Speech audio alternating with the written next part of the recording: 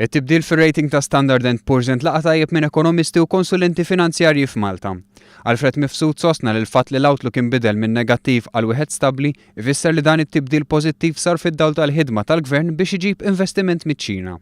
Flus ġodda ħajtru fil-kapital tal-Malta xi 200 miljun u li allura da se jsaħħaħ ħafna l-kumpanija ħajamel aktar stabbli.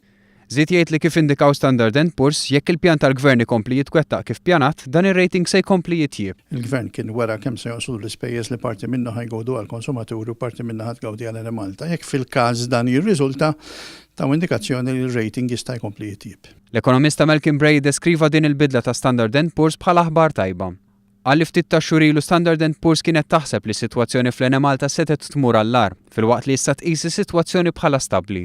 Żied jgħid li Standard & Poor's għadhom ma nkludewx l-idejat tal-Gvern li permezz tagħhom pajjiżna se jistruttura s-settur tal-enerġija biex jiġġenera enerġija b'iktar effiċjenza u li twassal għar-roħs fit-tariffi għall-konsumatur. Jekk dan iseħħ u fl-istess ħin li l-prezzijiet li jkunu ċċarġjat il-konsumatur ikunu prezzijiet ġusti li jħallu lill-kumpanija f'sitwazzjoni finanzjarja soda, dan anke jkun jista' jippermetti li forsi l-credit rating tal-Malta jitjieb.